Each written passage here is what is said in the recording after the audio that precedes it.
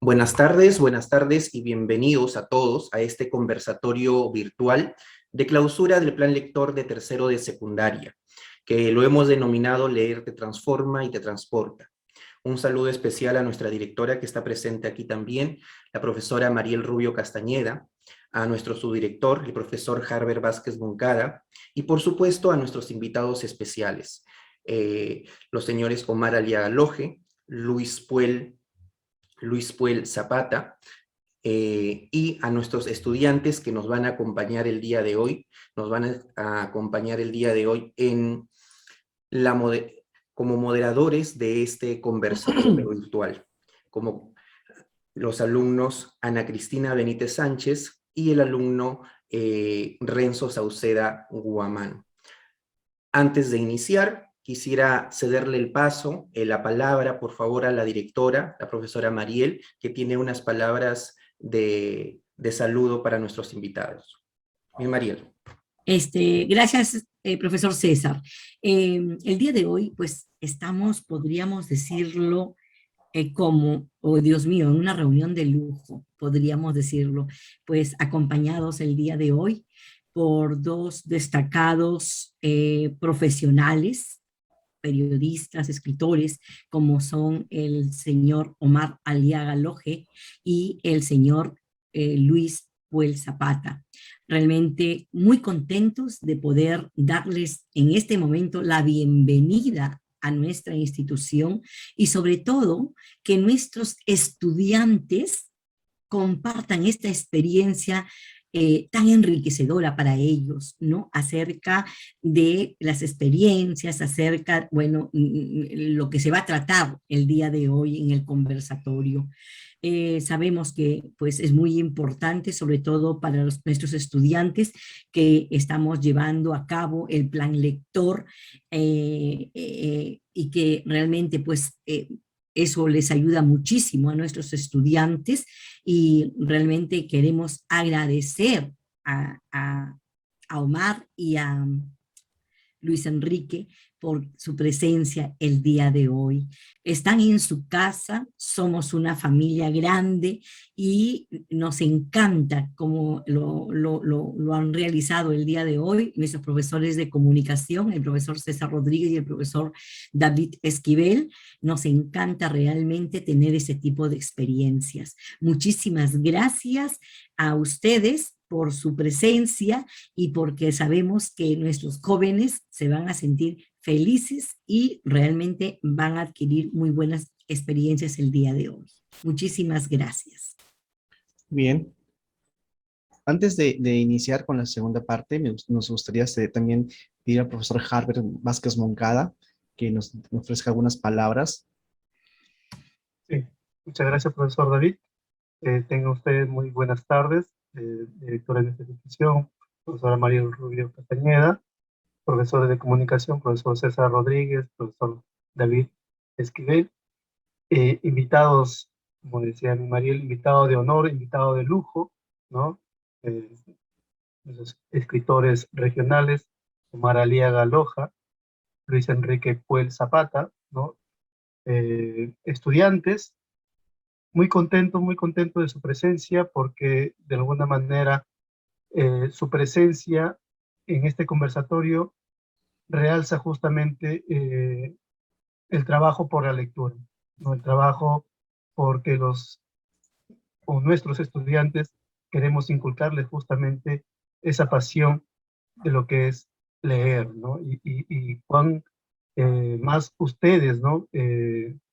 Ejemplos regionales, ejemplos de nuestra región, ¿no? Que se dedican justamente en esa área, ¿no? De escribir, de, de compartirnos justamente esas experiencias, ¿no? Nuestros estudiantes también, ellos contentos y de escucharlos a ustedes y de mirarlos como ejemplos, ¿no? Más adelante de repente también, quién sabe, también seguir sus pasos, ¿no? En el sentido de que sigan esa lectura, ese mundo mágico que es de la lectura, ¿no? Es muy interesante, yo realmente feliz con ustedes, ¿no? Y realmente nosotros estamos contentos porque justamente nos comparten esa experiencia que solamente ustedes como escritores pueden compartirnos. Muchas gracias. Y los más beneficiosos en esta oportunidad son nuestros estudiantes y también la juventud, ¿no? De la cual va a aprender mucho mediante esta lectura. Muy bien, muchísimas gracias. Muy bien, muchas gracias a la directora María Rubio Castañeda, profesor, a su director Harvard Moncada por sus palabras de bienvenidas. Para dar inicio a este conversatorio, queremos indicar que lo hemos estructurado en dos partes. En la primera parte, nos acompañarán dos estudiantes representantes del tercer año de secundaria. Del tercer año A, Ana Benítez Sánchez. Del tercer año B, Renzo Sauceda Guamán. Ellos nos acompañarán para dirigir una breve conversación inicial junto a nuestros invitados, a manera de antesala, a las preguntas que el público espectador formulará. En la primera parte, pediremos y recordemos a todos ustedes estar con sus cámaras apagadas y los audios también, ¿ya? Esto nos permitirá desarrollar mejor esta primera parte del conversatorio. Después de esto pasaremos a la segunda parte, donde daremos paso a la rueda de preguntas, por las que los estudiantes que deseen participar en la segunda parte deben prender sus cámaras, ¿ya? Levantar sus manos para poder dar inicio a la rueda de preguntas. Para concluir, se plantearán las preguntas finales y despedida a nuestros invitados. Así que empecemos dándole la bienvenida a Ana Benítez y a Renzo Sauceda. Muy bien, quedan con ustedes entonces. Salimos un momentito. Buen día con todos, permítame presentarnos. Mi compañero Renzo Sauceda Guamán, que representa tercer grado B, y quien les habla, Ana Benítez, representa tercero A de secundaria. Así es, Ana. Buen día para nuestros invitados y quienes nos acompañan el día de hoy. Estamos complacidos de tener en nuestro conversatorio virtual a los autores de cuya obra hemos venido analizando y discutiendo en las últimas semanas. Queremos iniciar el conversatorio mencionando una breve referencia de cada autor. En primer lugar tenemos a Omar Aliaga Loje, escritor y periodista, y el encargado de la selección de todas las crónicas que se contaron en esta obra. Egresado de la Universidad Nacional de Trujillo en Ciencias de la Comunicación, editor general del diario El Correo en Trujillo, docente universitario de la Universidad Privada del Norte, donde dicta cursos de la especialidad de Comunicación y Periodismo. Además, ha colaborado con los diarios La República, La Industria y Página 12 en Argentina, así como en Radio La Exitosa, y en el 2019 publicó el libro compilatorio de crónicas Crimen y Testigo, historias reales contadas desde Trujillo. Bienvenido. Asimismo, tenemos a Luis Enrique Puel Zapata, periodista tumbesino que radica en Trujillo, licenciado en las Ciencias de la Comunicación en la Universidad César Vallejo de Trujillo. Ha trabajado en medios radiales, escritos, televisivos y digitales, destacando Perú 21 y el comercio en regiones de La Libertad y Ayacucho. Actualmente colabora con el diario oficial El Peruano desde Trujillo. En este libro fue quien escribió la crónica titulada El taxista que salvaba vidas. Bienvenido. Bienvenidos a este conversatorio y a partir de ahora iniciamos la primera parte del panel. Como lo mencionaron antes, en esta parte pedimos a todo el público apagar sus cámaras y audio solo por unos minutos para iniciar de manera organizada esta actividad. Quiero resaltar que el escritor y periodista trujillano Omar Aliaga fue encargado de la selección del libro compilatorio Virus, Historias de la Pandemia en el Norte del Perú, que relata 11 crónicas escritas por diferentes periodistas que han visto y vivido de cerca todo lo que padeció el norte del Perú el año pasado por la pandemia. Historias reales que nos llevan a mirar una triste temporada, pero que sin embargo también nos dejan mensajes de esperanza y de fe. Quisiera iniciar preguntándole, ¿qué le motivó a publicar otro libro compilatorio y sobre este tema tan reciente, ya que no hay muchos libros en el país que hablen sobre lo vivido en la pandemia? Sí, gracias. Bueno, primero quiero agradecer a toda la institución, a los profesores y a los estudiantes que han leído el libro y que, bueno, siempre es un placer compartir con ustedes lo que uno ha producido, ¿no? Y que lo ha hecho con tanto cariño, con dedicación, para que justamente podamos compartirlo y reflexionar en torno a ello. Pues bien, respondiendo a la pregunta, justamente el hecho de que no había todavía, creo que es el primer libro de crónicas sobre la pandemia, en todo el país, ¿no? Disculpen la poca modestia, pero creo que es la realidad, hemos estado viendo y no. Después, lo que sí ha habido son ensayos escritos que tienen que ver con la situación un poco del estudio de lo que ha ocurrido, pero no había un libro sobre crónicas. Me parece que todavía no hay, sí he visto de ficción, de cuentos, relatos de ficción, inspirados por supuesto en la pandemia. Pero bueno, esa era la idea justamente, ¿no? Llenar ese vacío que era urgente llenar, porque además recordemos que el norte del país fue especialmente golpeado sobre todo en la primera ola. Me parece que en la segunda ola también, pero creo que en la primera ola empezó fuerte en el norte, sobre todo, ¿no? La pandemia. Pues a los periodistas nos tocó vivir una época muy, muy, muy tremenda, muy terrible y también muy especial, que nos acercó mucho a la gente, que la primera etapa fue una reclusión, ustedes recordarán, muy, muy, muy rigurosa, muy, muy, muy extrema, y eso fue un golpe, pero también fue un golpe para los periodistas, para los que cubrimos informaciones cotidianamente, reportar día a día las cosas terribles que vimos, ¿no? Que vivimos en toda esa etapa, ¿no? Y eso sin duda a mí personalmente me dejó muchas reflexiones, muchas lecciones, y había la necesidad de documentar esto, ¿no? Y de reflejar lo que ocurrió de alguna manera, ¿no? Escribir es una manera de dejar en la memoria aquello que nos pasó.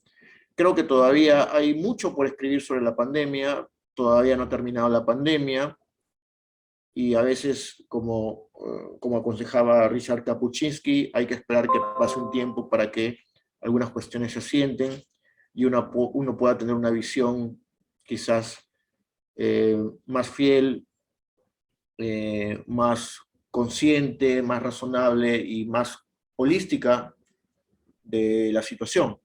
Así que eso seguramente va a seguir. Pero era necesario también dejar este testimonio y hacerlo de manera colaborativa con otros colegas y periodistas, como Lucho, que está acá ahora acompañándonos, y otros 9 periodistas más que también se integraron y colaboraron y que formaron parte de este proyecto, que bueno, que estamos ahora viendo que se transformó en un libro. Y bueno, eso fue, digamos, la motivación, ¿no? Principalmente, dejar un documento, un registro de historias, pero acercarnos de un modo, ya no solamente como lo hacíamos en los medios en los que trabajamos, quienes escribimos en ese libro, es decir, reportando las cifras, reportando el día a día de cómo iba la cosa, sino acercándonos un poco más a las personas y a sus historias, ¿no? A esas historias de dolor, pero también de esperanza que nos dejó finalmente toda esta pandemia, que nos está dejando toda esta pandemia, ¿no? Digamos, eso fue principalmente la motivación. Y efectivamente, esas historias han logrado transmitirnos mucho.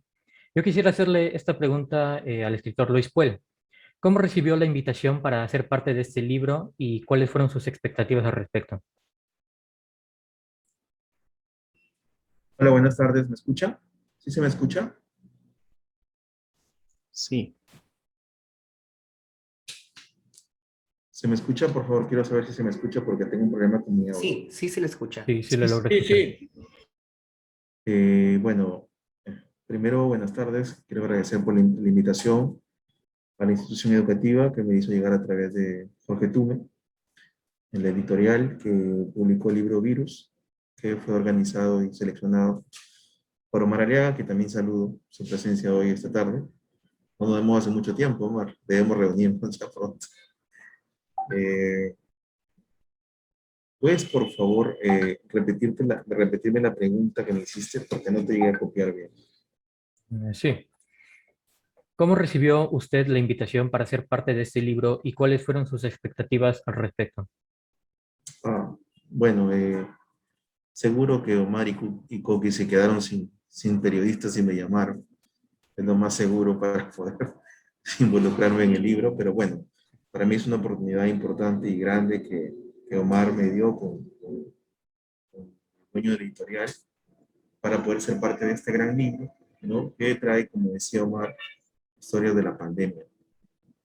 Yo había escrito sobre alguna historia de este taxista que me pareció interesante porque en medio de la pandemia este taxista había ayudado a algunas personas eh, con los balones de oxígeno que él también vendía como parte de su trabajo de subsistencia, porque recordemos que durante la parte del encierro total, muchas personas que tenían negocios, obviamente quebraron, algunos no tenían trabajo, y obviamente al no haber movimientos, los taxistas tampoco salían a trabajar. Entonces esta persona decidió emprender como venta de mascarillas, como venta de protectores faciales, alcohol, el jabón líquido, entonces, y también vendía balones de oxígeno. Pero se encontró con algunas personas que necesitaron de ayuda durante el trayecto de su viaje, que necesitaron obviamente esa ayuda, y él, de forma desinteresada, les ofreció el balón de oxígeno para que puedan, obviamente, sobrevivir, ¿no? Las expectativas que tenía, obviamente, al ser Omar el que seleccionaba las crónicas, seguro que iba a ser una buena selección de crónicas, sobre todo de periodistas. La verdad es que yo solo me enteré hasta el final del libro quiénes iban a ser o quiénes eran finalmente los colegas que iban a participar de este libro. Sé que había un proceso de selección, pero no sabía quiénes iban a ser. Y finalmente tienen el producto ustedes, que es Virus, que trae esta colección de historias que recobran actualidad cada vez que se anuncia una nueva ola para este formato. Entonces, perdón un momento, por favor.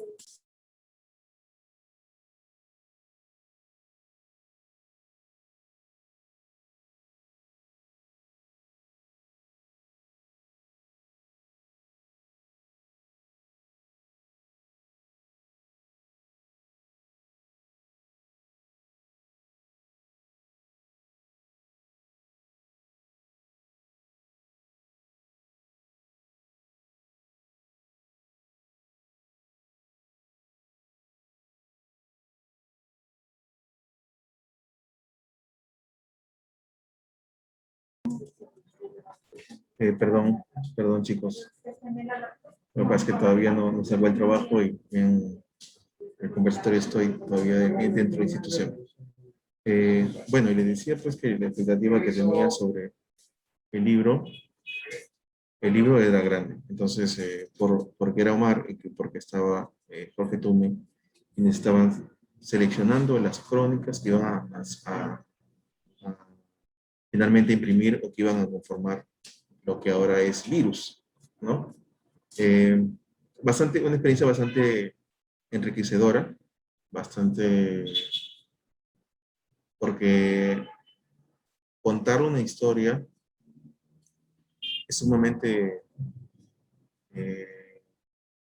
exige un esfuerzo bastante grande, una entrega para poder llevar a cabo, contar la historia en forma, obviamente, de crónica, que es el género periodístico por excelencia, como lo tenemos los periodistas, porque ahí obviamente combinas hasta estilos periodísticos y literarios.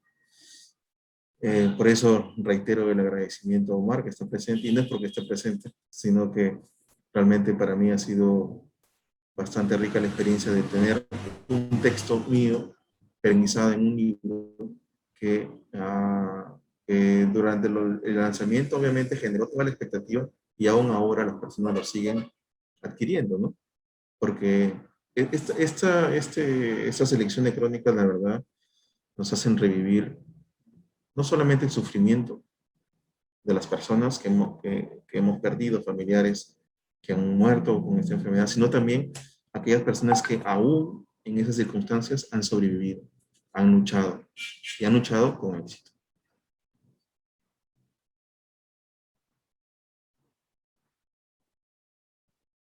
Eso te podría decir como primera intervención. Señor Omar Aliaga, ¿fue difícil reunir a 10 escritores y periodistas? ¿Cuál fue el objetivo principal de la publicación de este libro? Sí, a ver, bueno, quizás reunirlos no es tan difícil como ya tener la seguridad de que vamos a llegar a buen puerto, ¿no? En ese aspecto había que ser un poco, seleccionar con más rigor, ¿no? Porque la verdad que hubo algunas personas que inicialmente estuvieron interesadas en la convocatoria, conversamos, pero luego, por diversos motivos personales o ajenos a su voluntad también, en algunos casos, no pudieron concretarlo, ¿no? Sin embargo, creo que el libro se trabajó de una manera mucho más rápida de lo que se trabajó con el anterior libro compilatorio, que fue Crimen y Testigos. Creo que caminó mucho más, de un modo mucho más ágil. Y bueno, yo tenía en mente, lo conversé con el director de la editorial Infolectura, que es la responsable de la publicación. Yo tenía en mente hacer algo que tenga que ver con la pandemia, ¿no? Sentía que había que contar cosas. Y coordinando con él, viendo la forma de hacerlo, llegamos a la conclusión de que era mejor hacerlo de un modo colaborativo con otros periodistas, porque finalmente los que habían estado cerca y habían vivido una historia muy distinta a todas las que a las que probablemente hemos vivido a lo largo de nuestra carrera periodística, bueno, eran justamente los que estaban ahí, los hombres y mujeres de prensa, ¿no? Entonces nos abocamos a ello y sabíamos que los periodistas trujillanos o chiclayanos o piuranos, tumbesinos o chimbotanos, que son los que participan, iban a tener algo importante que contar, y esto iba a enriquecer sin duda de una manera mejor el libro finalmente. Eso, digamos que eso fue parte de lo que se buscaba, ¿no?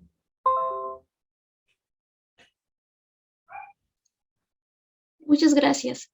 Por su parte, señor Luis Puel, usted nos trajo la historia del taxista que salvaba vidas, una crónica que nos da ejemplo de empatía y mucha fe. ¿Qué fue lo que vio en Amir Cotrina Sánchez, el protagonista de esta historia, para armar esta crónica, y qué anécdota nos puede contar al respecto? Bueno, ¿qué vi? Bueno, vi una persona que estaba padeciendo económicamente. Este taxista había adquirido su carro en diciembre del 2019 y apenas llevaba 3 letras pagando. Entonces, la única herramienta para sostener a su familia corría amenaza de ser quitada por el banco, porque ya no había ingresos, o los ingresos que al principio pensaba que él iba a tener.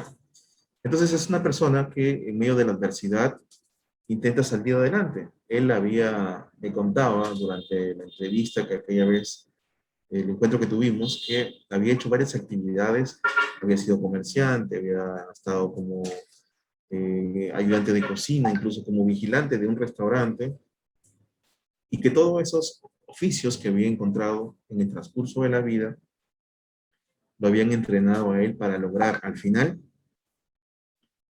destacar y no tener vergüenza de vender productos, como por ejemplo, les contaba hace un momento, que él empezó a vender mascarillas, protectores faciales, alcohol en gel, jabón en gel, porque él lo que buscaba era mantener a su familia. Pero en medio de esta crisis económica, incluso ahí hubo un acto de bondad y de solidaridad con las personas, porque él ofreció estos tanques de oxígeno a personas de bajos recursos. Recordemos que la pandemia nos ha golpeado a todos, pero sin embargo, hay que decirlo, los de menos recursos han sido mucho más golpeados. Entonces él se encontró con estas personas durante uno de los tantos viajes que hacía al hospital, sobre todo al regional o a las artes, para poder llevar a estos pacientes cuando encontró pues que se está ahogando uno de ellos y de pronto le ofreció el balón de oxígeno, ¿no? Obviamente él ofrecía balones de oxígeno que permitían como primera intervención, no como primera respuesta ante un paciente que se estaba asfixiando, obviamente porque el virus comprometía los pulmones. Pero obviamente él podía ayudar a salvar las vidas de las personas en el trayecto al hospital. Porque yo, durante la pandemia, he visto a muchas personas ahogarse prácticamente en vivo, en medio de la Plaza de Armas. Una señora que prácticamente se estaba ahogando a la vista y paciencia de todo el mundo, ¿no? Su saturación está en 26. Entonces, fueron momentos muy, muy dramáticos que los que estuvimos en calle pudimos observarlo de forma muy, muy triste, muy, muy trágica. Pero él, en medio de toda esa tragedia, él ayudaba. Entonces, ese acto, esa personalidad solidaria de él, es la que me llevó a mí a, a redactar esta crónica para poder ser incluida en el libro que editó Mar Virus. Señor Omar Aliaga, aparte de la selección y el prólogo del libro, usted escribió la última crónica, El virus también toca las puertas del poder. Al hacer la selección de crónicas, ¿usted tuvo algún criterio, característica o temática que debían tener las historias? ¿Y por qué cerrar con esta crónica tan ligada a nuestra política trujillana? Sí, a ver, bueno, son dos preguntas, ¿no? En una, ok. A ver, primero, la primera,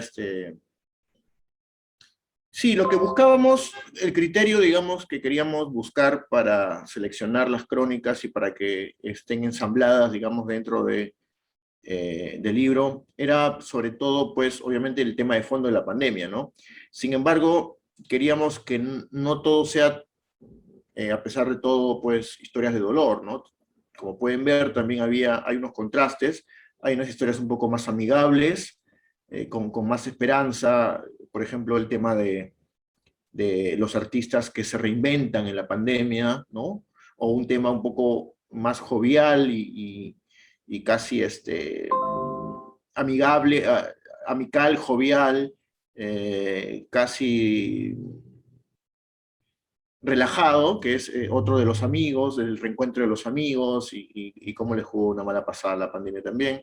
En fin, y entonces queríamos mostrar los claroscuros de la pandemia, ¿no? Los claroscuros, y sobre todo, formalmente, digamos, queríamos que se cuente, que haya historias, ante todo, es decir, que haya relatos, que haya narraciones. Queríamos, lo que buscaba era que los textos se cuenten como si uno leyera cuentos, ¿no? Como si uno leyera cuentos relatos, pero que a diferencia de la ficción, estos son relatos reales que han ocurrido en la vida real y que pueden ser absolutamente verificables, ¿no? Eso, por supuesto, es gracias a que todos eran periodistas y todos han tenido alguna experiencia o han podido indagar dentro de su trabajo periodístico, ¿no? Otros han hecho algo mucho más personal, pero por supuesto con una visión también de periodista y a la vez de escritor, porque había que ponerse a escribir con la estética de un escritor, ¿no? Un relato, una narración que conmueva, que nos toque las fibras y que nos haga sentirnos en el mismo lugar de los hechos, ¿no? Eso era, digamos, lo que buscábamos, que tenga la selección de los textos que sintonicen con eso, ¿no? Ante todo, historias que estén bien contadas, que haya claroscuros, miradas distintas sobre un mismo fenómeno, en este caso luctuoso, sombrío, pero que también da pie a miradas un poco más amigables, ¿no? Sobre la pandemia. Y la segunda parte de tu pregunta, que es sobre la crónica que escribo yo y que va al final, creo que esa crónica termina siendo también una especie de homenaje a uno de los políticos que fallece, o a un funcionario público que fallece en la pandemia, ¿no? Que está citado ahí, César Flores Corbera, ¿no? Creo que fue uno de los primeros funcionarios de entidades públicas que fallece y que causó asombro, ¿no? Conmovió a muchos porque además era un tipo muy simpático, ¿no? Muy de hacerse de amigos, era muy conocido en el ámbito público y privado, era muy campechano, ¿no? Muy de hablarte y de ser así generoso, ¿no? Entonces, yo noté que su muerte fue como que cuando muere esa persona, ese funcionario, que era en ese entonces funcionario del ámbito de defensa civil, ¿no? En la municipalidad de Trujillo. Entonces tenía que ver que esté todo ok en los establecimientos comerciales, ¿no? Mercados, y él se metía en los mercados y se contagia justamente trabajando. Cuando yo veo que él fallece, siento que ahí estábamos tocando fondo, que ya esto ya estaba contra todos, ¿no? Era una cosa que como que ya nadie se podía salvar necesariamente en, en la, en la fase social en la que estés, en el cargo que tuvieses, todos estábamos expuestos, ¿no? Y entonces es también una manera de homenajearlo, ¿no?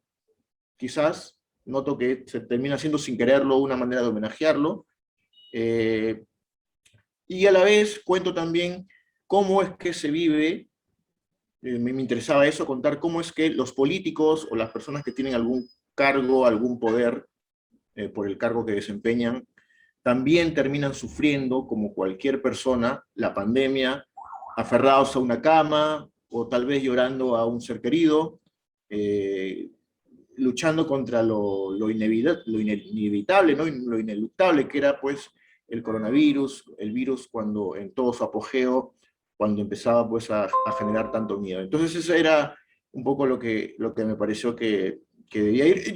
A mí me gusta mucho la parte final de un libro cuando me pongo a ordenar los textos, porque siento que hay un arte, un oficio también especial en ordenarlos, en concatenarlos, cuál debe ir primero, cuál debe ir segundo, cuál debe ir tercero. No sé si siempre me sale bien, pero me gusta mucho esa parte del trabajo.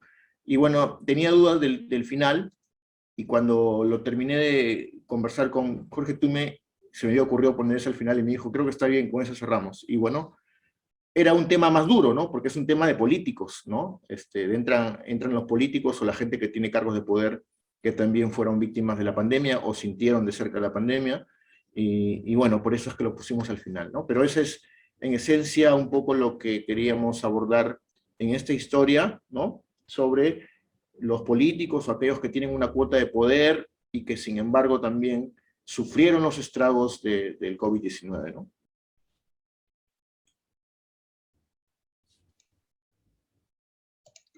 Muchas gracias. Yo sé que los dos son periodistas, por esto pregunto. ¿Consideran que la literatura va de la mano con el periodismo y viceversa? Les hago esta pregunta por el hecho de que ustedes manejan estas dos profesiones a la par. Y comience Lucho.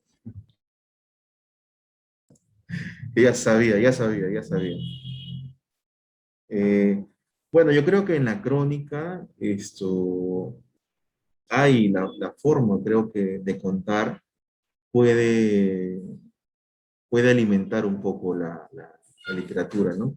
Sin embargo, obviamente, considero que no es lo mismo, digamos, la literatura, porque básicamente este es un libro periodístico, no es un libro de una novela de ficción o una novela o un cuento, ¿no? Este es un libro de crónicas periodísticas de hechos reales, hechos que han sucedido, que los hemos visto, los hemos palpado, y que los periodistas, los periodistas que han participado, han encontrado la posibilidad en la crónica, que es un género por excelencia, y que combina estilos de narración literaria, poder llevarlo al papel, ¿no? Impreso. Sin embargo, creo que sí hay una línea importante de lo periodístico con la literatura. La literatura exige otro tipo de entrenamiento para poder llegar. Es más, Omar está siempre pensando en llevar a cabo su novela, su primera novela, y aún no lo ha logrado. Seguro que él también está tomándose el tiempo y el esfuerzo para poder lograrlo, ¿no? Y los que aún soñamos con tener una novela, pues estamos ahí entrenando porque parece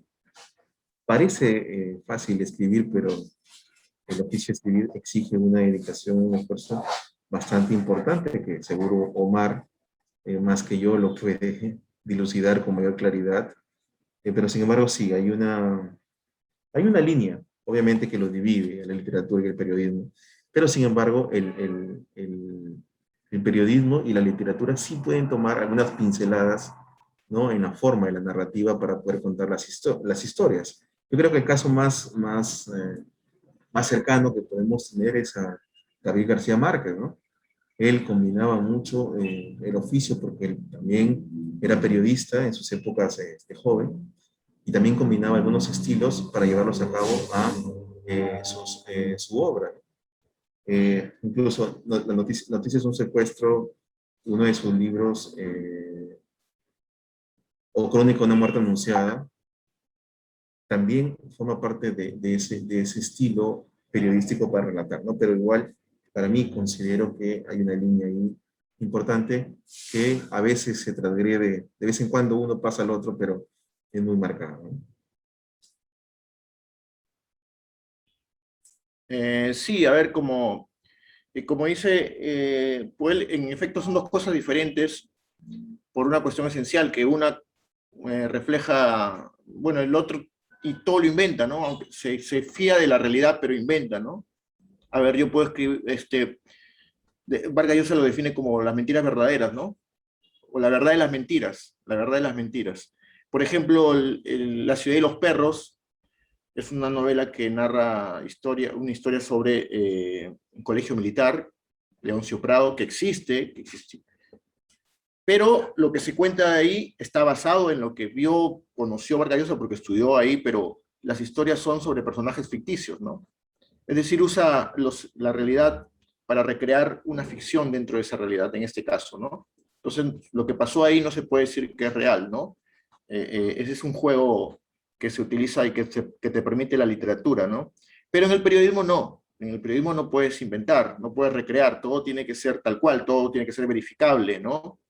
Si en el libro Virus hubiésemos puesto una historia que no se ajusta a la realidad, alguien que es mencionado ahí con nombre propio podría entablarnos una demanda tranquilamente, ¿no? Entonces ahí los periodistas tenemos que trabajar sobre hechos reales y verificables. Esa es la gran diferencia, ¿no? Después, sí, en cuanto a la forma de escribir, puede haber similitud, ¿no? Es lo que hemos intentado imitar, digamos, hemos intentado hacer en el libro, ¿no? Contar las historias con dosis de literatura para que pueda ser leído, pues, como un relato que da gusto leer, que te conmueve y que te lleva al escenario, ¿no? Que te hace sentir, te hace imaginar que lo estás viviendo, ¿no? Tal como lo haríamos frente a una pantalla, ¿no? Una imagen. Y eso es lo que busca, la literatura busca eso, ¿no? Que uno lo lea con placer, se enganche y se pierda la lectura finalmente, ¿no? Por eso es que en la literatura, digamos, la literatura la practican aquellos que pueden escribir de una manera muy virtuosa, que tienen un gran talento, pero que han trabajado mucho para conseguir un estilo que logre, pues, esa magia, ¿no? De que tú lees y te pierdes en la lectura y te imaginas dentro de la historia, ¿no?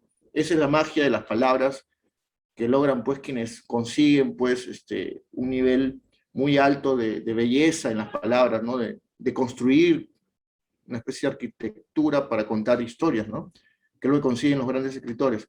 Y yo diría que el periodismo que queda para la memoria siempre está plagado de herramientas literarias, ¿no? Siempre. Los grandes libros del periodismo han sido escritos por periodistas que tenían algo de escritor, ¿no? O que han imitado el estilo del escritor, ¿no? Mencionaba Lucho a Gabriel García Márquez, el mismo Vargas Llosa también escribió antes el periodismo. Uno lee libros de no ficción hoy en día, libros emblemáticos, por ejemplo el libro de Christopher Acosta, sobre Acuña, Plata como cancha, o lee los libros de Humberto Jara, ¿no? En fin, son libros que se leen muy bien porque están muy bien escritos, como si fuesen relatos literarios, como si fuese una novela, ¿no? Esa es la idea, ¿no? Esa es la idea y perdura más, ¿no? Las mejores páginas del periodismo se escriben siempre con herramientas literarias definitivamente, y creo que eso es lo que enriquece al periodismo, ¿no? Utilizar esas herramientas, porque eso hace que la lectura pues perdure y además le genere al lector pues una cosa que se le va a quedar y que lo va a atesorar y le va a gustar, ¿no? Y le va a gustar sentirlo, porque es muy distinto decir mueren 4 personas a las 4 de la tarde, que decir cuando la tarde caía y el sol apenas se vislumbraba en la lejanía del cielo, acaeció tal hecho, ¿no? O sea, se siente distinto, ¿no? Ahí hay una diferencia grande, ¿no? En eso. Y bueno, y sí, como dice Lucho, sí, igual la literatura cuesta, ¿no? Escribir periodismo con dosis de literatura también cuesta mucho. Hay que entrenarse, hay que leer, hay que practicar, es como un entrenamiento, es como cuando quieres estar bien para una competencia, tienes que entrenarte, ¿no? O cuando quieres estar en forma, tienes que entrenarte, ¿no? Es inevitable. Escribir bien te exige que leas bastante y también escribas, corrijas, y es lo que sí, lo que estoy haciendo ahorita para tratar de acabar mi novela, que dicho sea de paso, con un poco de buena suerte, ya estará pronto lista. Muchas gracias a los dos por haber respondido. Ahora pasemos a la rueda de preguntas.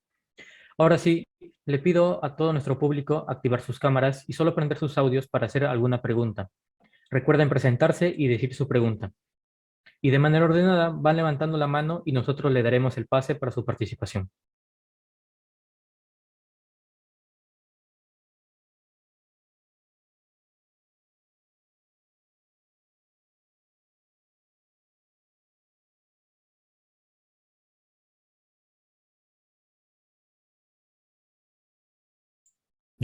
Te doy el pase, Máximo. Ok. Buenas tardes con todos. Soy Máximo Riveros y soy de tercero B. Señor Omar Aliaga, un adiós con lágrimas ajenas. Es sin duda una de las crónicas más surrealistas por la confusión de los cadáveres. Sé que esto pasó en Piura y que usted no lo escribió, pero ¿cuál es el comentario sobre esta situación que vivieron estas familias y que seguramente otras más vivieron algo parecido, pero nunca lo supimos? Sí, esa crónica la escribió Javier cuando me la planteó, porque parte de mi trabajo era también coordinar con los colaboradores, los autores, para ver qué historia iban a contar y para tener en claro y para hacer una especie de mapa mental, por decirlo así, o de qué historias iba a contar, también para que no se crucen quizás, ¿no? Porque a lo mejor coincidían en una historia parecida. Y lo coordinaban, ya perfecto, ya dale con esa historia, ¿no? Y la escribió y es un hecho que ocurrió en Piura, en efecto, pero también ocurrió acá. Luego se conoció aquí casos similares, ¿no?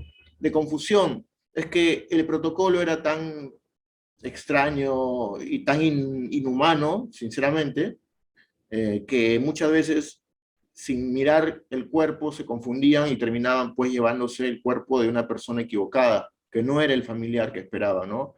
Y sí, fue una historia muy, muy dura, ¿no? Muy, muy triste, muy dura por la familia, pero que por suerte pudo recuperar finalmente, y en efecto el título Lágrimas Ajenas es muy preciso y refleja perfectamente ese drama, porque en efecto le estaban llorando a un cuerpo que no les pertenecía y las lágrimas no eran para ese cuerpo, ¿no? En efecto fue así. Sí.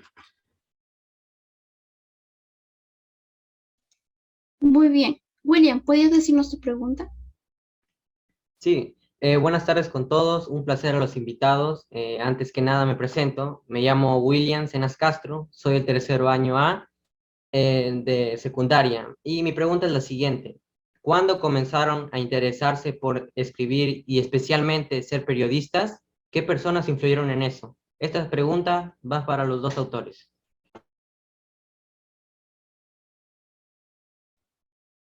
Lucho, tú primero. Ok, Omar. Bueno, pucha, es una pregunta que me tiene que hacer reflexionar.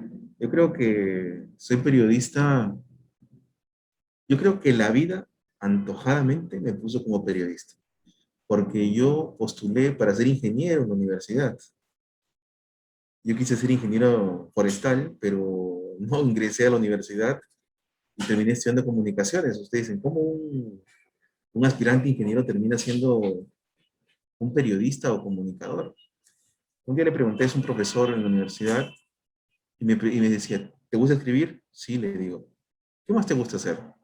Escribo algunos poemas, algunos versos, me gusta la literatura, me gusta la oratoria, me gusta tratar de aprender, mejorar la escritura.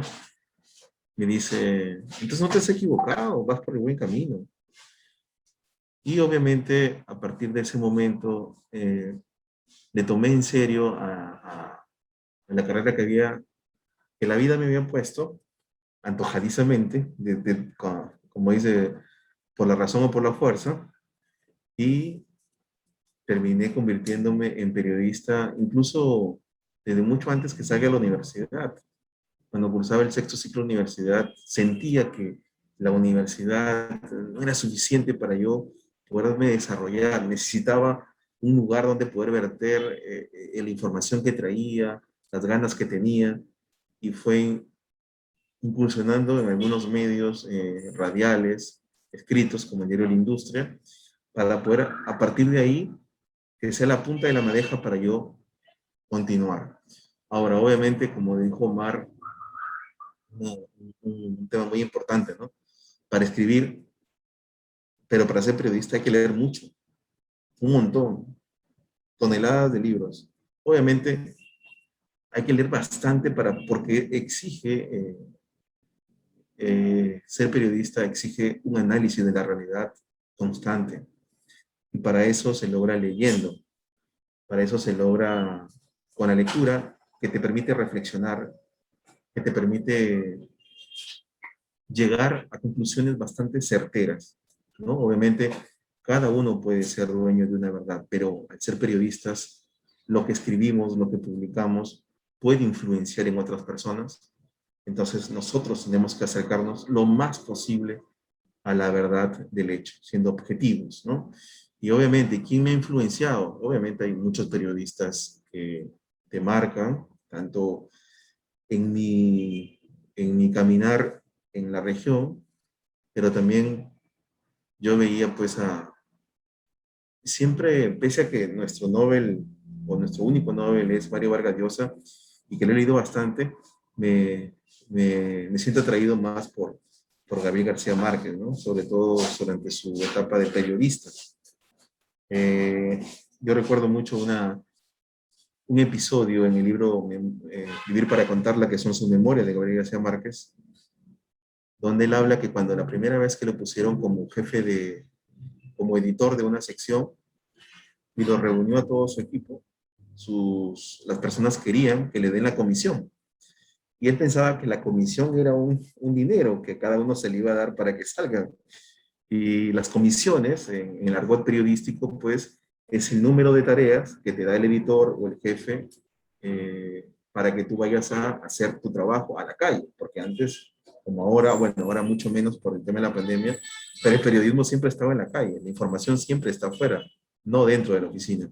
Obviamente los redactores y los reporteros se mataron de risa, porque Gabriel García Márquez era un hombre joven, imberbe aún, pero claro, por la excelencia de cómo escribía, le habían dado esa responsabilidad, y aprendió ese día que era una comisión, ¿no? Como le decía, me parece muy gracioso siempre recordar que él pensaba que la comisión era un dinero que le daba pasajes para que se vayan a hacer para que vayan a hacer su trabajo, ¿no? Pero sí, influye mucho, obviamente, el trabajo de algunos grandes periodistas. No solamente tenemos grandes periodistas de renombre, sino también acá muchas personas que ejercen su trabajo con pulcritud y son bastante serios al momento de ejercer el periodismo, y creo que eso es valioso.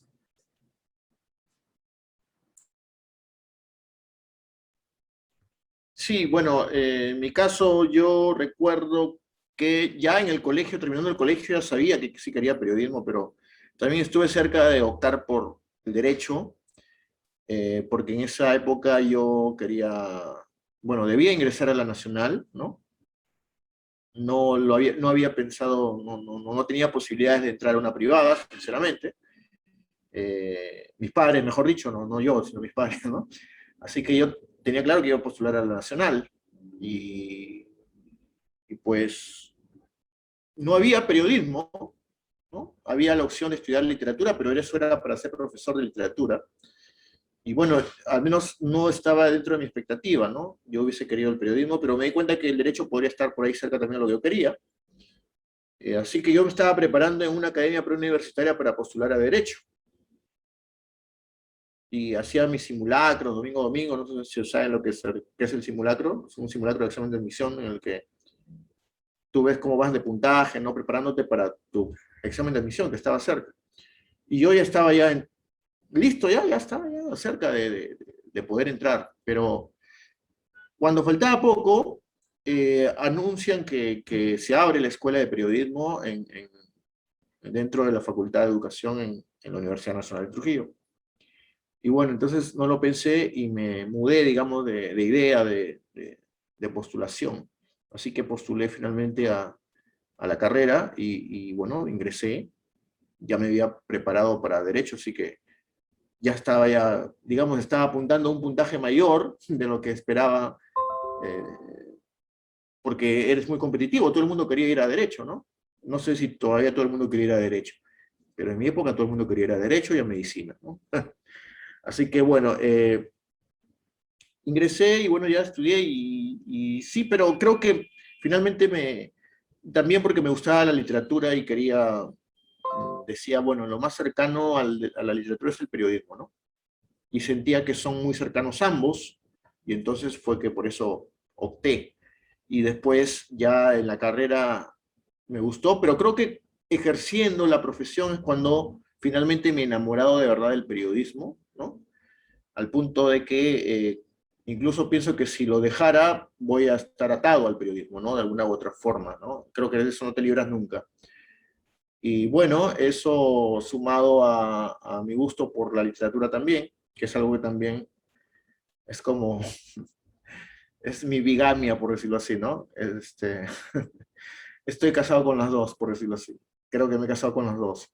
Y cuando hablan de personajes que me han influido, bueno, sí, yo primero me influí por los escritores, ¿no? Desde Vargas Llosa, Gabriel García Márquez también lo leí mucho en mi juventud o en los años adolescentes. En los peruanos, recuerdo mucho que me entusiasmé mucho leyendo a Ciro Alegría, Mundo Sancho y Ajeno, a Ribeiro, desde muy joven, y luego ya he ido descubriendo otros, pero ya en el periodismo en sí, y creo que siempre pienso, cuando me preguntan esto, siempre pienso que yo terminando la universidad viajé a Buenos Aires, Argentina, y me quedé un año ahí, un poco más de un año a vivir, y regresé luego a seguir mi vida acá. Y creo que ese año me influyó mucho.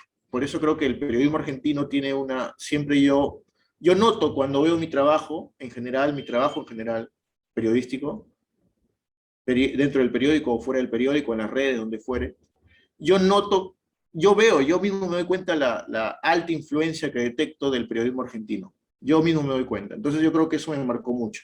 Luego, César Hildebrand es indiscutible. Yo admiro mucho su capacidad para entrevistar y también sus columnas de opinión. Es un maestro del género. Valoro mucho a los cronistas como Julio Villanueva Chan, ¿no?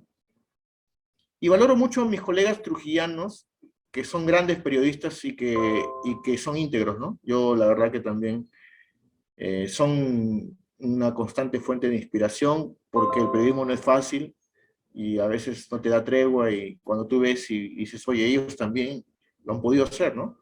Y bueno, te inspiran, ¿no? Muchas gracias a ambos, tanto al señor Luis Puel y al señor Omar Aliaga Loje por sus respuestas. Y ahora te doy el pase a ti, Alexander. Bueno, buenas tardes. Soy Alexander y soy de tercero B. Esta pregunta va para cualquiera de los dos. El que desee responder desde su punto de vista como periodistas, ¿cuál es el peor error que se ha cometido durante la pandemia en Trujillo, ya sea por nosotros como ciudadanos o por nuestras autoridades?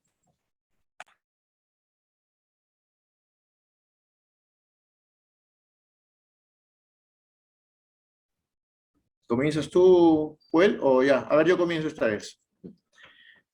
Bueno, es un poco difícil decir el peor, ¿no? Pero creo que yo comprendo que no estuvieron preparadas las autoridades, ¿no? Nadie estaba preparado. Yo puedo comprender eso. Y creo que en un inicio se cometieron muchos errores desde la comunicación, ¿no? Yo recuerdo aquella frase del gobernador que Lucho se va a acordar también, de todo está controlado, ¿no? Y cuando venía en alza todo eso, creo que fue una frase desafortunada. Por suerte, después el gobernador corrigió, mejoró mucho su performance, digamos, comunicacional también. Pero cosas como esas, ¿no? O también, es verdad que la pandemia nos desnudó por completo, ¿no? En nuestra informalidad, en nuestra capacidad de ser ciudadanos, ¿no? A todos. Creo que eso también es una crítica para todos, ¿no?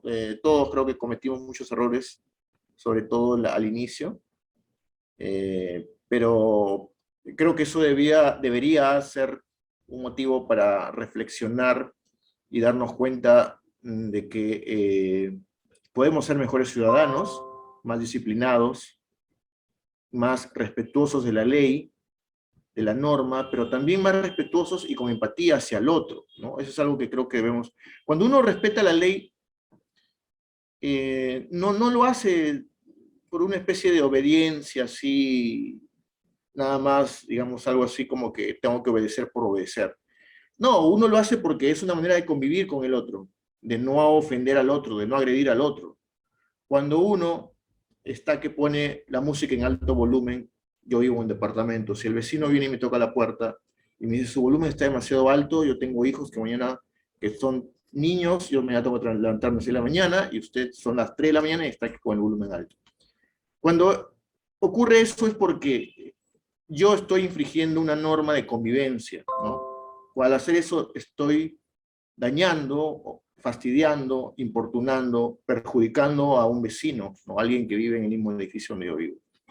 Cuando una persona dice, no quiero usar mascarilla porque no me interesa, la mascarilla es una mentira, qué sé yo, ya me tienen harto con la mascarilla, y se reúne y anda por la calle sin mascarilla, probablemente él no se contagie, ¿no? Pero está que genera la posibilidad de que él sí contagie a otra persona que sí, que no es asintomática como él quizás, y él ha tenido la suerte de ser asintomático, por eso no le tiene miedo a nada. Y entonces es un perjuicio al otro. Entonces no es obedecer por obedecer, sino que es una norma de convivencia y un respeto por el otro, ¿no? Entonces creo que eso nos falta mucho en el Perú. Y eso nos atañe tanto a autoridades como a los ciudadanos de a pie, como se dice, ¿no? Muchas gracias, señor Omar Aliaga. Ahora pasamos a la siguiente pregunta. Dayana, te escuchamos. Buenas tardes, me presento. Soy Dayana Sánchez, de tercer año de secundaria, y mi pregunta en este caso va para el señor Omar Aliaga. De sus obras literarias, ¿cuál es su preferida y por qué? De las que he publicado yo. Bueno, son 2 por ahora nada más, pero no sé, no podría elegir a una todavía sobre la otra porque recién son... Bueno, me imagino que ganaría la primera porque la primera vez uno siempre lo recuerda, ¿no? Fue una cosa especial, ¿no? Y todavía tengo la sensación, y además que fue presencial, ¿no? Fue presencial la presentación, firmé libros a la gente que acudió a comprar el libro, que estuvo ahí en la presentación, y esta, con el libro Virus, no ha podido darse por los motivos que ya todos conocemos, y entonces desde ese punto de vista gana la primera, pues, ¿no? Pero vamos a ver, tal vez el tiempo termine volteando eso.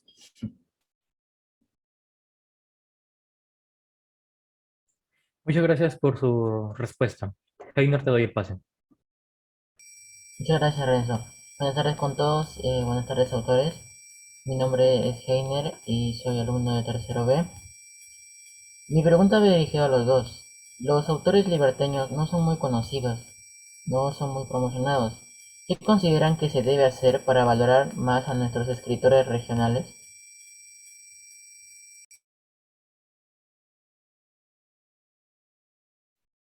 Lucho, comienza tú ahora sí. Ay, ¿qué se debe hacer para valorar? Bueno, se está haciendo un trabajo importante, o se están haciendo esfuerzos importantes para poder difundir el trabajo de los escritores. El problema, creo yo, es que cada vez las personas leen menos y no se enteran de la existencia de las personas que escriben. Yo creo que ese fenómeno de que cada vez leen menos y menos prefieren leer Facebook o Instagram, historias de Instagram o de Facebook que algún libro, eso hace que o impide que las personas conozcan más a sus autores. Incluso aquí mismo en Trujillo, por ejemplo, hay un círculo sobre estudios vallejianos que nadie conoce o que pocos conocen y que tienen libros muy importantes sobre la vida del Bate Universal, César Vallejo, y que está en plena Plaza de Armas.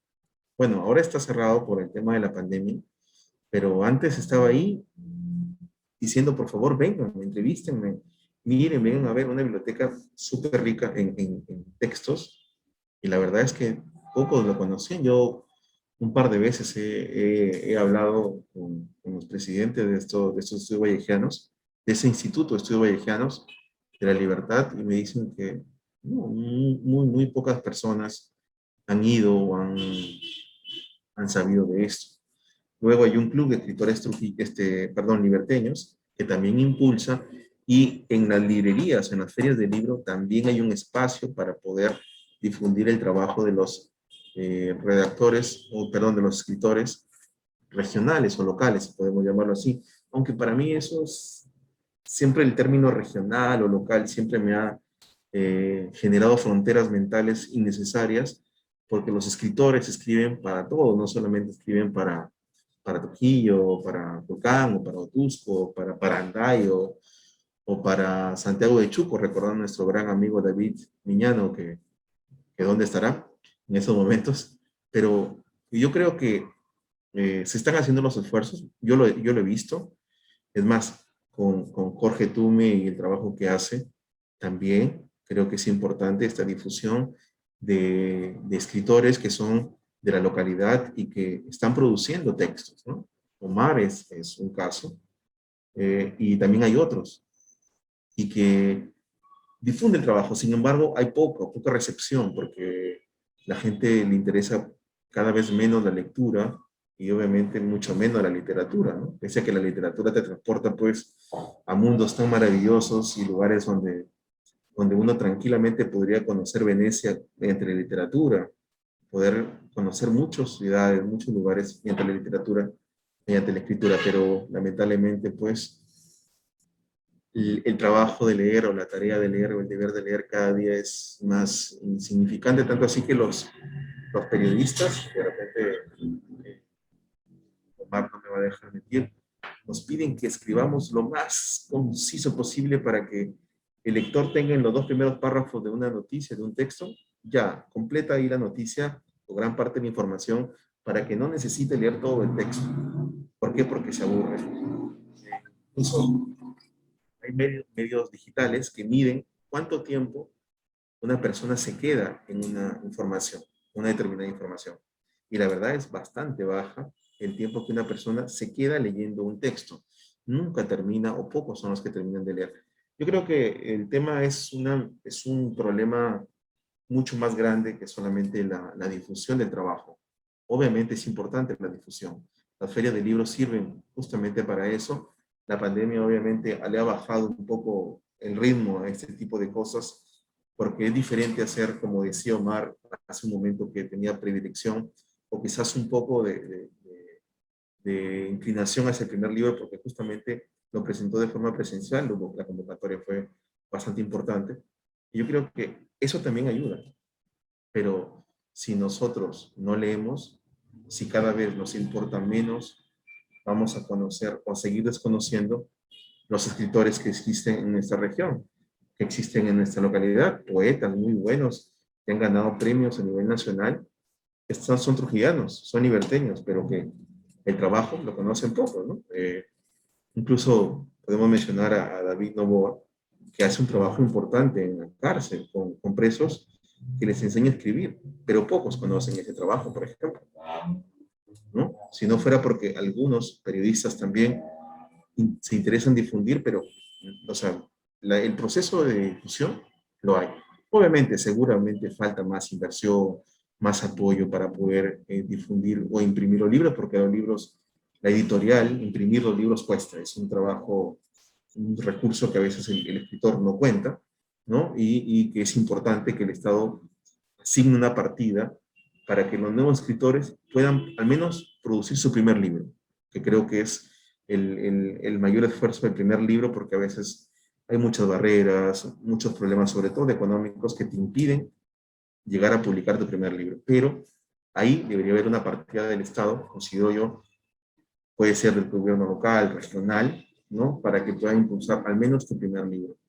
Pero me parece que el trabajo no solamente debe quedar allí, sino también en el interés del ciudadano, del lector, que cada vez son menos, para poder también difundir el trabajo. Ahora con las redes sociales, yo puedo difundir el trabajo que haga Omar a través de mis redes sociales, ¿no? Obviamente, y él podría hacer lo propio con otros escritores, y así vamos formando una cadena de difusión del trabajo de otros escritores, de otros periodistas, de personas que están produciendo productos en beneficio de la ciudad, del ciudadano, porque al final los libros nos ayudan a enriquecernos a nosotros como seres humanos. Muchas gracias, señor Luis Enrique. Ahora le pasamos el pase a Piero. Buenas tardes, soy Piero Nicolás Rebasa de tercer año A. Esta pregunta está formulada para el señor Luis Enrique Puero. ¿Recuerda el primer libro que leyó y la primera noticia que escribió?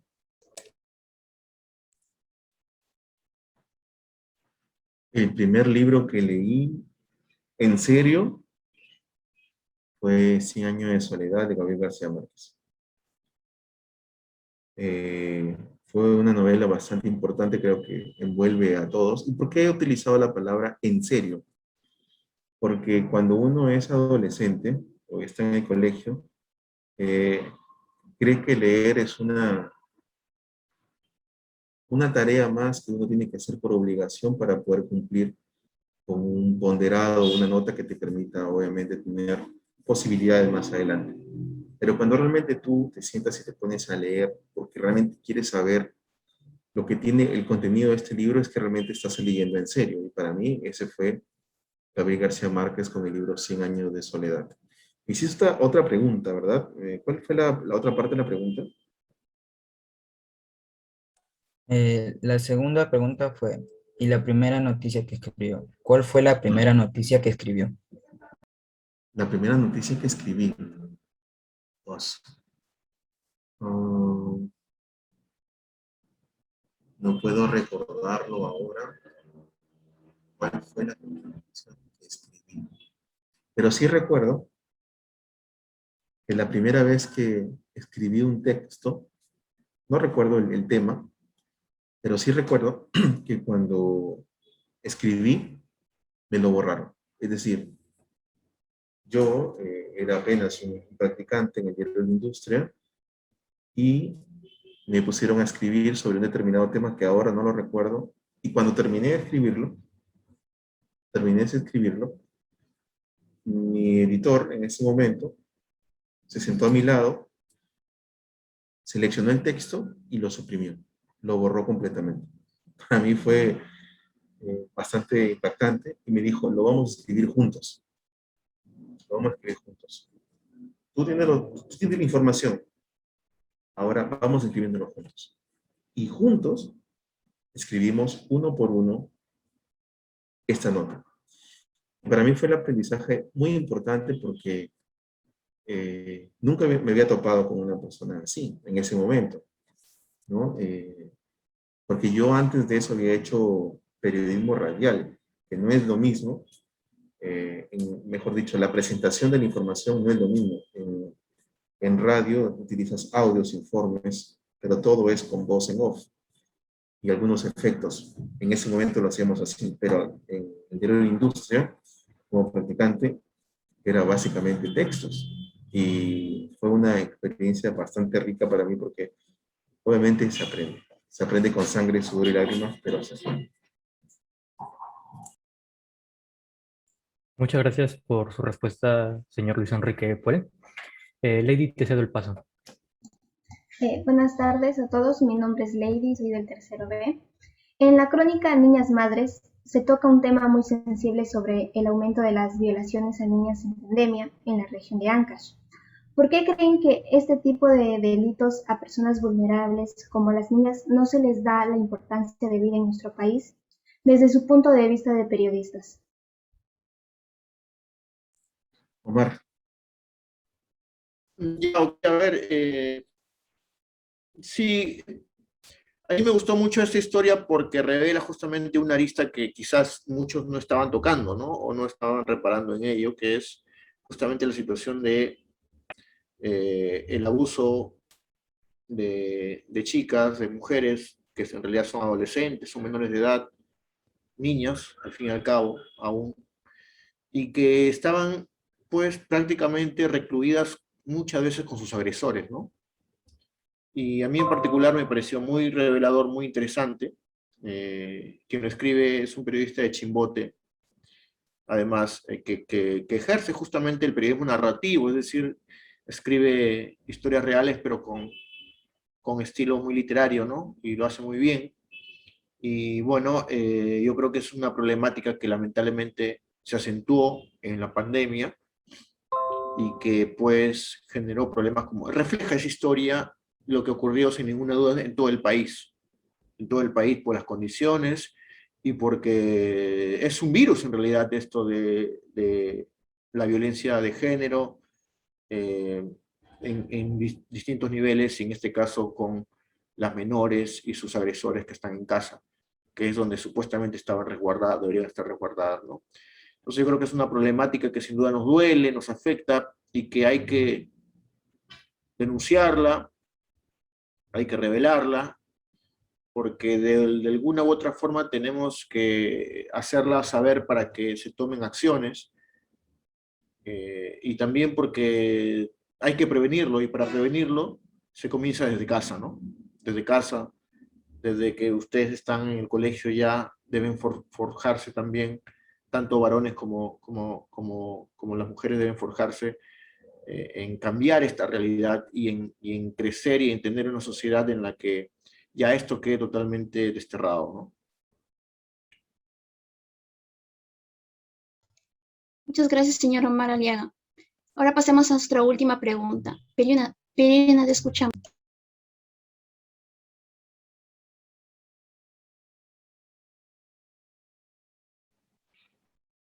Señor Omar Aliaga, respecto a la crónica escrita por usted, La insolable batalla del pequeño guerrero, ¿qué rescata de toda la situación que vivieron los padres de Rodrigo? ¿Qué tanto le afectó esta historia?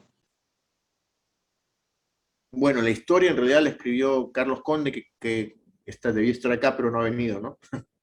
Creo, no pudo. Bueno, pero sí, igual me la hizo saber, la terminamos revisando, coordinando, y sí, de todas maneras es, creo yo, una de las historias más duras, más difíciles también, y sé que es una historia difícil de escribir, y también difícil de editar, ¿no? Porque yo tenía que revisarlo, y darle el visto bueno, digamos, y sí, duele la verdad la historia, ¿no? Es muy, muy complicada. Carlos me dijo que quería contar esa historia porque la vivió en carne propia, porque justamente tal como cuenta en el relato, en su crónica, él conoció a los padres, lo contactaron a él y trató de ayudarlo de ayudar al niño, a la familia, a sus padres, trató de ayudarlo a través pues, de lo suyo, que es hacerlo público, ¿no? Convertirlo en noticia, no solamente en Trujillo, sino a nivel nacional, porque él trabaja en un canal, que como es América Televisión, en el que la noticia podía ser vista en todo el país, ¿no? Y eso fue lo que buscó, pero lamentablemente la muerte, la tragedia, digamos, el dolor fue muy prematuro, ¿no? Llegó cuando intentaban salvarle la vida, ¿no? Al pequeño. Así que bueno, es una de las historias más dolorosas sin duda y que dejan un nudo en la garganta, ¿no? Definitivamente.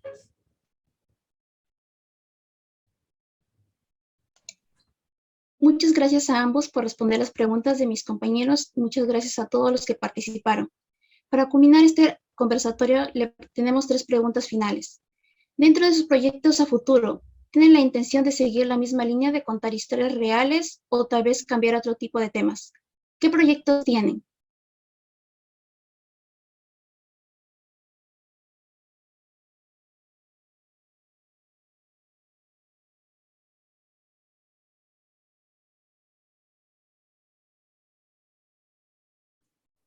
Bueno, inicio yo en todo caso.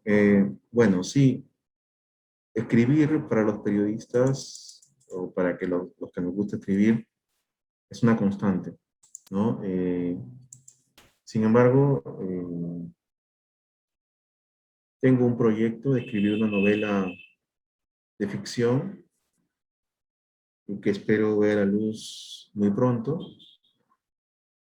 Y también deseo más adelante publicar un libro de crónicas periodísticas, pero enfocado, durante mucho tiempo he escrito sobre temas de descubrimientos arqueológicos o excavaciones arqueológicas, sobre el cuidado del patrimonio cultural de la región y del país. Y me gustaría editar algún libro de crónicas sobre la participación o mi participación durante estos procesos de excavación, ¿no? Tengo ahí algunas anécdotas que me pueden servir de insumo para poder llevar a cabo esta recopilación de crónicas durante todos estos 2 años de labor periodística en la región y en Ayacucho también, que participé un par de veces de algunos procesos de excavaciones arqueológicas, que la verdad es que sin darme cuenta me puse a pensar después de Virus y me di cuenta que había logrado obtener bastante información como para poder sentarme a escribir. La tarea va a ser escribir. Eso obviamente es un proceso todavía mucho más largo que espero se concrete, pero lo más próximo es la novela de ficción que, como decía Omar hace un momento, en literatura obviamente está basada en hechos reales, pero los hechos que yo voy a contar o que pienso contar o trasladar o transmitir son ficción, pero me gustaría llevar a cabo esa novela. Es un drama.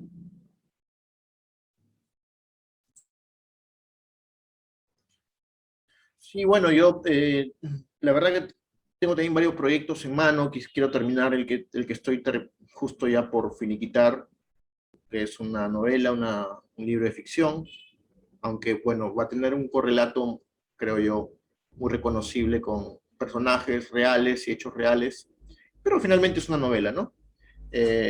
Y aparte de eso, sí, el otro año hay otros proyectos también, otros libros, va a haber algún otro libro colaborativo también con periodistas sobre diversos temas. Y bueno, en el periodismo y la docencia universitaria, que nos gusta también mucho, y vamos a seguir ahí dándole hasta que nos aguanten, pues, ¿no?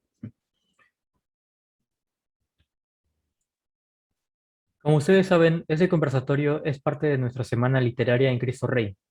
Y lamentablemente, en los últimos años nos hemos dado cuenta de que los adolescentes y los jóvenes hemos ido perdiendo el gusto y el hábito por la lectura. Sin embargo, considero que poco a poco volveremos a encontrar nuevas historias como estas crónicas que nos invitan a leer y disfrutar de la literatura. Señor Omar Aliaga, ¿qué les diría a los trujillanos y a las instituciones educativas respecto a siempre cultivar la lectura? Sí, sí, yo creo que hay que trabajar mucho en eso, ¿no?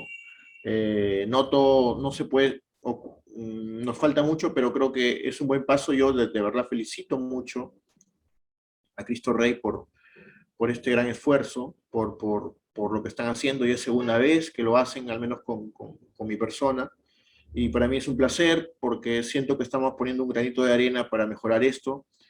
Leer nos hace mejores seres humanos, mejores ciudadanos, nos sensibiliza, y además, créanme que leer ayuda a tener, para empezar, un mejor manejo del idioma, del lenguaje, por una cuestión natural, lo van a notar ustedes, ¿no? Es como cuando van al gimnasio o practican algún deporte y sin que se den cuenta, empieza el cuerpo a moldearse, ¿no?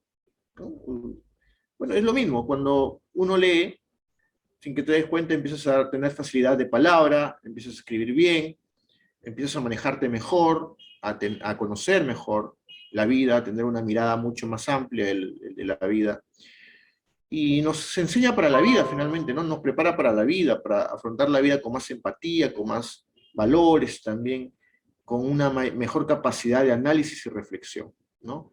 Entonces yo creo que eso nos va a hacer mejores personas y mejores ciudadanos, va a hacer mejorar al país sin duda. Así que yo felicito a los docentes de este colegio, los insto a que sigan este trabajo, que no desmayen, aunque a veces sé que es complicado en un país como este cuando uno hace este tipo de esfuerzos.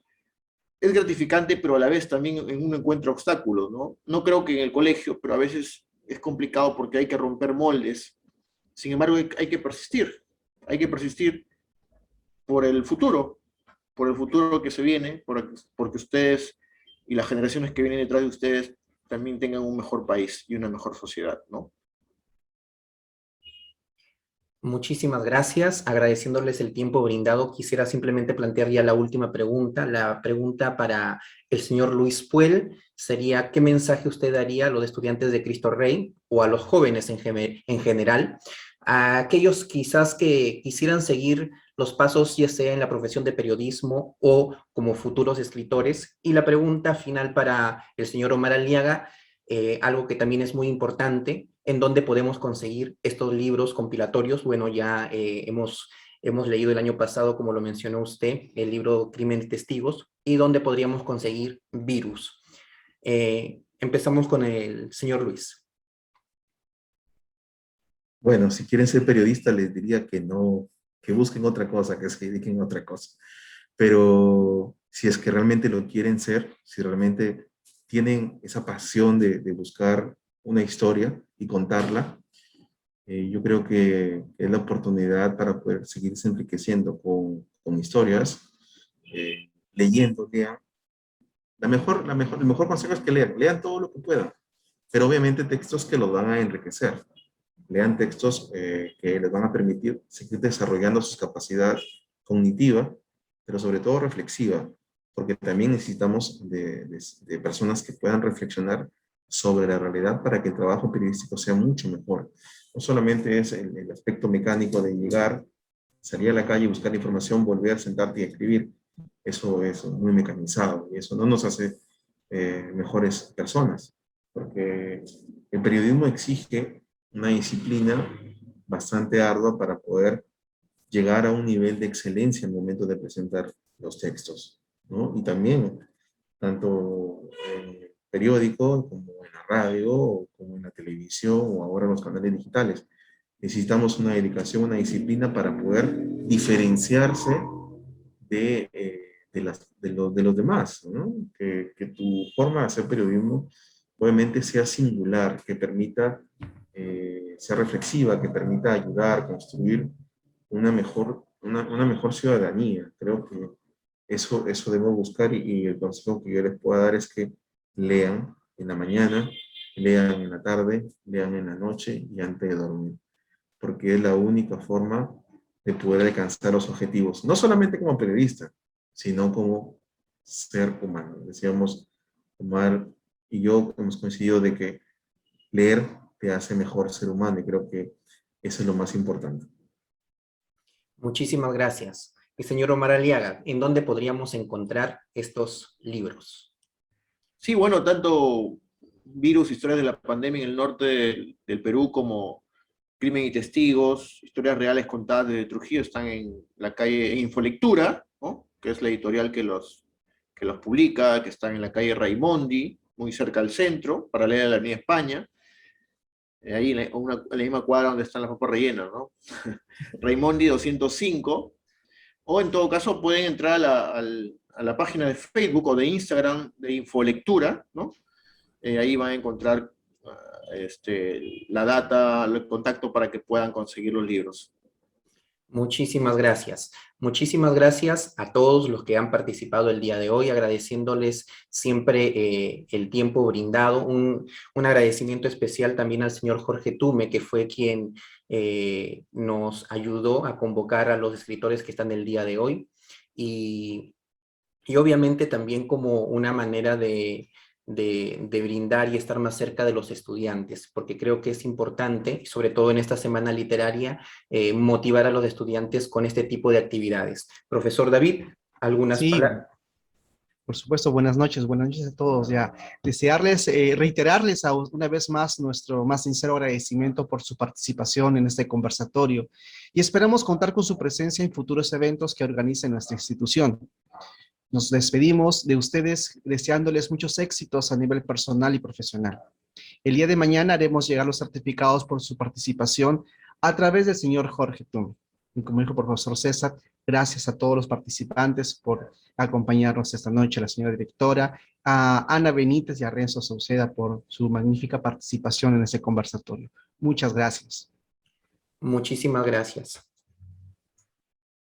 Muchas gracias a ustedes. Muchas gracias a ustedes. Hasta pronto. Muchas gracias por la invitación. Cuídense mucho. Muchas gracias. Gracias por su tiempo. Buenas noches a todos. Gracias a ustedes, gracias a ustedes. Gracias, queridos maestros. Mi Mariel, muchísimas gracias. Muchísimas gracias. Buenas noches a todos. Excelente, sí, excelente. Muchísimas gracias. Ajá.